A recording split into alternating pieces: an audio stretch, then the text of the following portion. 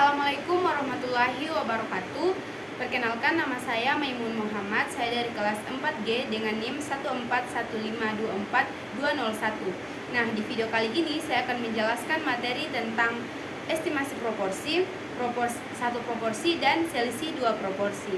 Nah, untuk contoh soal yang pertama yaitu tentang estimasi satu proporsi. Nah, di soal disebutkan bahwa sebuah sampel dari 500 lamaran pada suatu perusahaan terdapat 340 diantaranya adalah laki-laki. Nah, carilah taksiran interval kepercayaan 90% dari proporsi yang melamar. Nah, di sini kita diminta untuk mencari interval kepercayaan 90% untuk proporsi pria yang melamar kerja. Nah, kita langsung saja masuk ke penyelesaiannya. Diketahui sampel atau bisa dituliskan dengan N adalah 500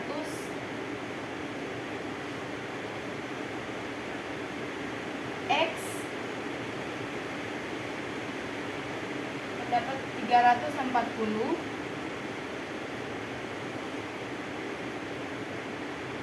P bar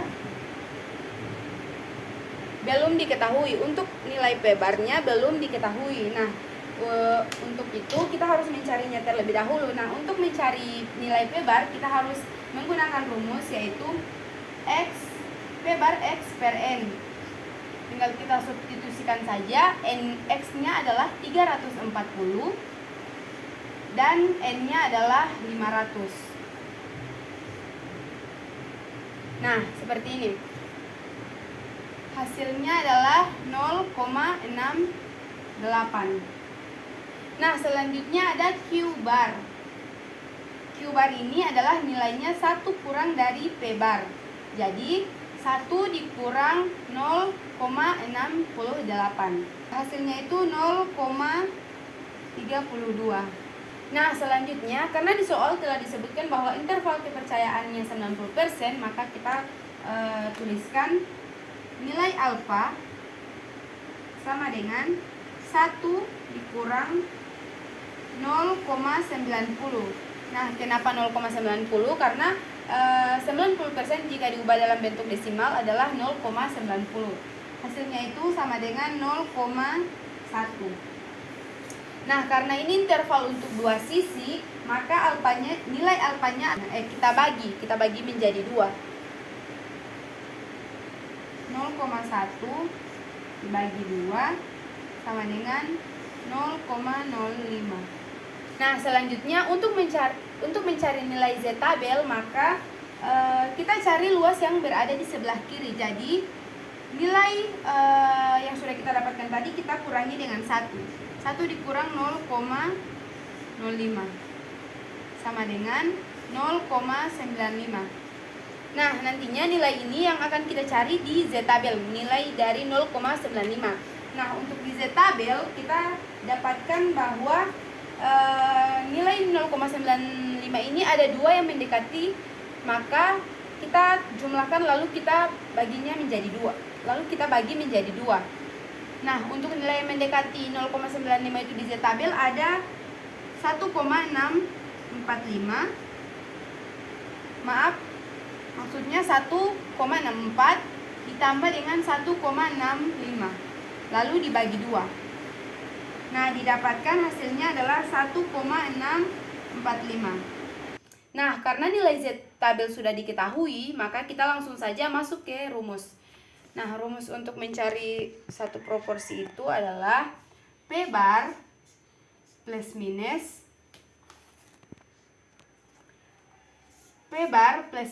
Z alfa per 2 akar P bar Q bar per N. Nah, karena sudah ada hasilnya, tinggal kita substitusikan saja. 0,68, karena tadi P barnya kita sudah dapati bahwa 0,68, maka plus 0,68 plus minus Z alfa per 2 kita dapat tadi bahwa 0,95 akar 0,68, Q barnya 0,32 per N. N tadi di soal 500. Nah, jika sudah seperti ini, tinggal kita jumlahkan saja. 0,68 ditambah 1 Z dari Z tabel 0,95 tadi kan sudah didapat 1,645. Tinggal kita tulis saja 1,645 akar 0,68 dikali 0,32 didapat 0,2176 per 500. 0,68 plus minus 1,645. Nah 0,2176 per 500 hasilnya adalah akar 0,0004352. Selanjutnya 0,68 plus minus akar dari 0,0004 ini adalah 0,0209. Nah, jika sudah seperti ini tinggal kita kalikan saja 1,645 dikali dengan 0,0209. Hasilnya 0,68 plus minus 0,0345. Nah, didapat hasilnya yaitu 0,68 kurang plus minus 0,68 kurang 0,0345 kurang dari P kurang dari 0,68 ditambah 0,0345. Hasilnya yaitu 0,6455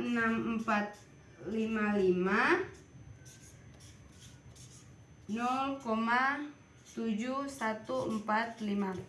Nah, di hasil akhir didapat bahwa P kurang dari 0,7145, P lebih dari 0,6455. Nah, selanjutnya masuk ke contoh soal yang kedua tentang estimasi proporsi selisih dua proporsi. Nah, di soal disebutkan bahwa suatu penelitian untuk mengetahui perbedaan proporsi orang dewasa dan remaja dalam menonton acara televisi, game, talk show, komedi, jika sampel pertama adalah sampel dewasa sebanyak 300 dari 600 orang dan sampel kedua adalah remaja sebanyak 100 dari 400 orang yang menyukai acara televisi komedi. Carilah taksiran interval kepercayaan 95% dari selisih proporsi sesungguhnya penonton dan remaja yang menyukai acara komedi. Nah, langsung saja masuk ke contoh ke penyelesaiannya, yaitu langkah yang pertama kita cari dulu proporsi sampelnya. Kita tulis dulu diketahui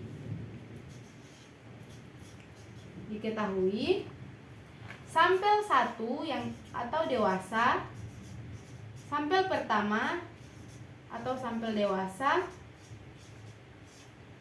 yaitu X1 sama dengan 300 dari sampel atau N1 600. Selanjutnya untuk sampel yang kedua yaitu X2 sama dengan 100 dari N2 sama dengan 400. Nah, yang di soal yang ditanyakan adalah interval kepercayaan 95% untuk selisih proporsi sesungguhnya atau P1 kurang P2. Nah, langsung saja masuk ke penyelesaiannya. Langkah yang pertama kita lakukan yaitu cari proporsi sampel. Carilah proporsi sampelnya.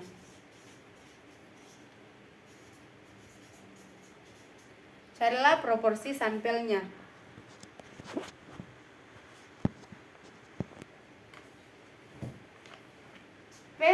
P bar 1 sama dengan 300 per 600 sama dengan 0,5.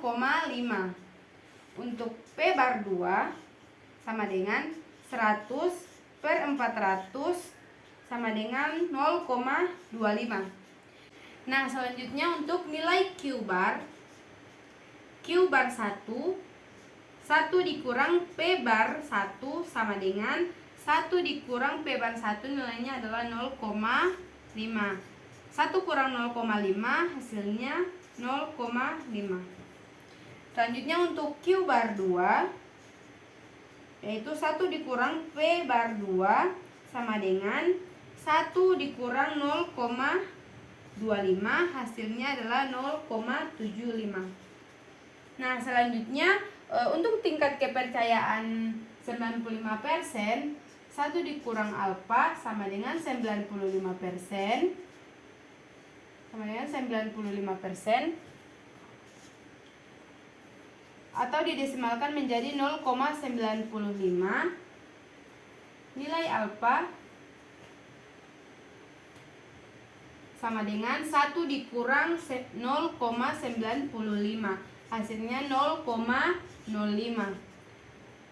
Alfa per 2 yaitu 0,05 dibagi 2 hasilnya 0,0025. Nah, 0,025 ini dikurangi 1, 0,025 hasilnya 0,975 atau 1,96 di Z tabelnya. Nah, selanjutnya jika sudah dapat seperti ini, kita langsung saja masuk ke rumus. Rumus mencari selisih dua proporsi yaitu P bar 1 kurang P bar 2 plus minus Z alfa per 2 akar P bar 1 Q bar 1 per N1 ditambah dengan P bar 2 kali P bar 2 per N2. Nah, jika sudah seperti ini, tinggal kita substitusikan nilai yang sudah kita dapatkan tadi. Untuk P bar 1 didapat 0,5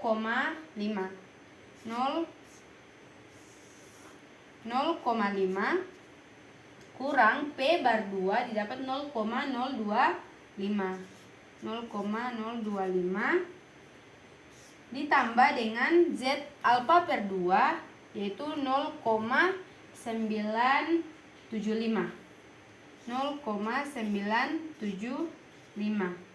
akar dari P bar 1 yaitu 0,5 dikali Q bar 1 0,5 per N1 yaitu 600. Sampel yang pertama 600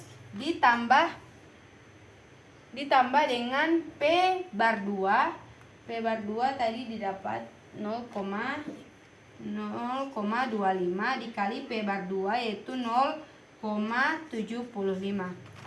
Jangan lupa diberi tanda kurung ya teman-teman. Per N2 yaitu 400.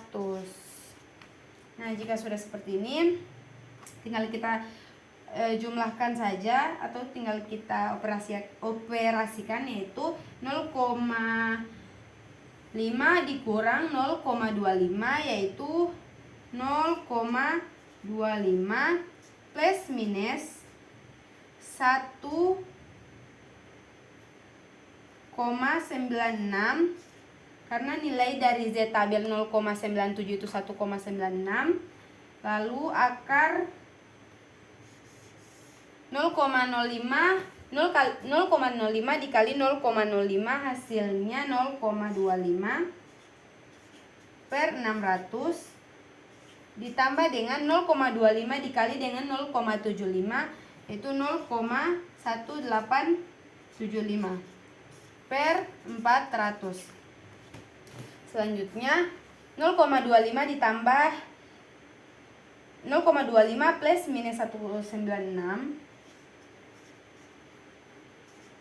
plus minus 1,96 akar 0,25 per 600 ditambah 0,1875 per 400, hasilnya yaitu 0,00041667 ditambah 0,1875 dibagi 400, 0,00046875. Nah, selanjutnya 0,25 ditambah 0,25 plus minus 1,96 akar dari 0,004167 ditambah 0,00046875, hasilnya adalah 0,00088852 sama dengan 0,25 plus minus 1,96 akar dari 0,00088852 ini, hasilnya 0,02975600. Nah, jika kita bulatkan menjadi 0,0298. 0,0298. Selanjutnya 0,025 kurang 0,0584 kurang dari P kurang dari 0,25 tambah 0,0584 sama dengan 0,1961 P lebih besar dari 0,384. Ini bisa dibaca P lebih kecil dari 0,384 atau ini dibaca P lebih kecil dari 0,384 dan P lebih besar dari 0,1916. Nah, di video kali ini saya akan menjelaskan salah satu contoh soal tentang materi tes hipotesis tentang mean dan proporsi. Nah, kita langsung saja masuk ke pengerjaannya. Di soal diketahui mu 0 sama dengan 400 gram, X bar sama dengan 375 gram, standar deviasi sama dengan 125 gram, N sama dengan 100, dan alfa atau tarik signifikansi sebesar 5%. Nah, langsung saja masuk ke penyelesaiannya. Langkah yang pertama kita lakukan yaitu kita harus merumuskan hipotesis terlebih dahulu.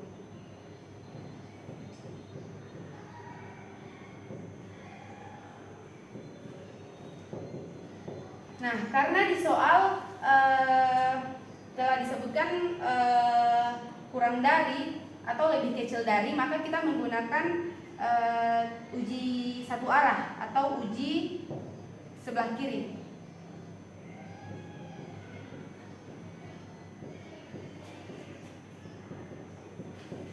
Maka hipotesis 0 dituliskan mu 0 lebih besar dari 400 dan hipotesis alternatifnya mu 1 lebih kecil dari 400. Nah, setelah kita mengetahui ini, kita lanjut ke langkah yang kedua, yaitu kita harus menentukan jenis uji yang akan kita gunakan. Nah, karena di soal disebutkan bahwa standar deviasinya itu diketahui dan lebih dari 30, maka kita menggunakan uji Z. Selanjutnya kita menentukan taraf signifikan. Ambil di video itu ya, Umi. Nah, selanjutnya kita menentukan taraf signifikansi dari yang dilihat dari Z tabel. Nah, karena di soal telah standar deviasinya diketahui dan sampelnya lebih dari 30, maka kita menggunakan Z, uji Z. Nah, selanjutnya jika kita lihat taraf signifikansinya itu 5%, jika diubah dalam bentuk desimal dia menjadi 0,05. Nah, 0,05 ini kita lihat di Z tabel. Nilai Z tabelnya dari 0,05 itu berapa? Nah, jika diketahui, setelah didapat di tabel, nilai dari 0,05 ini ada dua, teman-teman. Ada dua yang paling mendekati dengan 0,05. Ada angka 1 min 1,64 dan min 1,065. Nah, karena ada dua yang mendekati dari 0,05, maka kita tambahkan lalu kita bagi dua. Min 1,64 ditambah dengan min 1,65 dibagi dua didapatkan min 1,645. Jadi ini nilai dari Z tabel yang kita peroleh dari 0,05. Nah, selanjutnya kita masuk ke rumus Z hitung.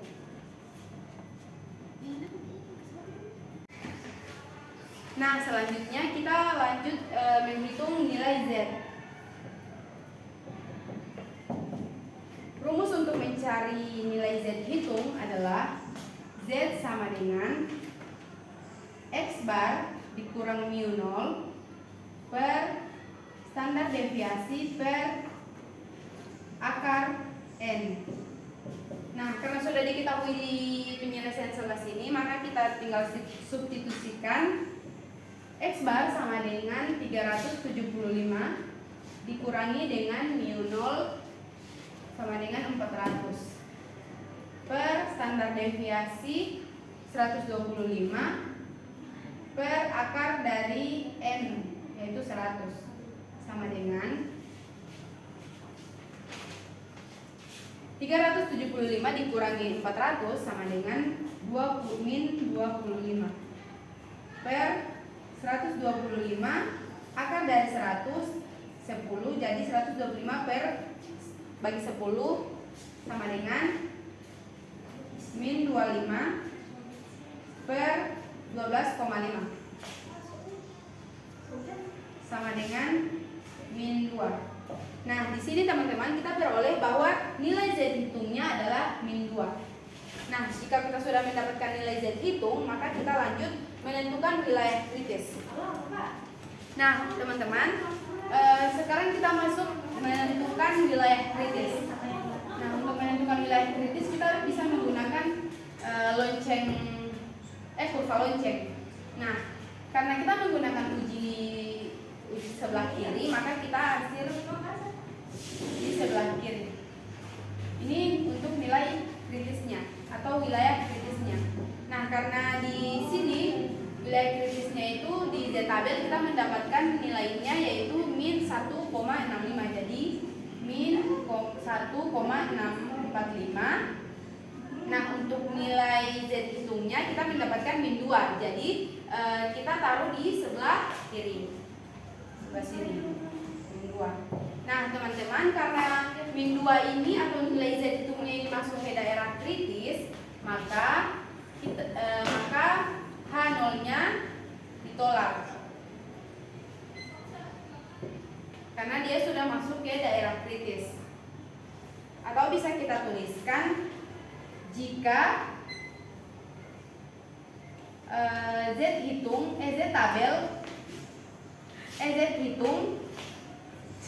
kurang dari Z tabel, maka keputusan ini ditolak.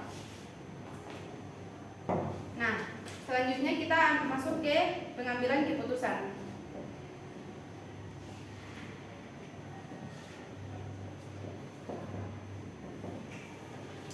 Karena di sini nilai Z hitung lebih kecil dari nilai Z tabel, maka H0 ditolak.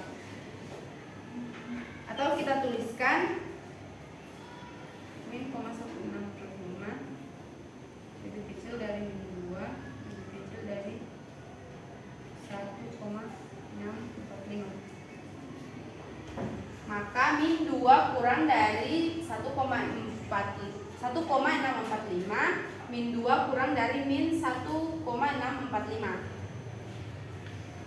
Sekian video penjelasan contoh soal dari saya. Mohon maaf jika ada banyak kesalahan dan banyak kekurangan. Wassalamualaikum warahmatullahi wabarakatuh.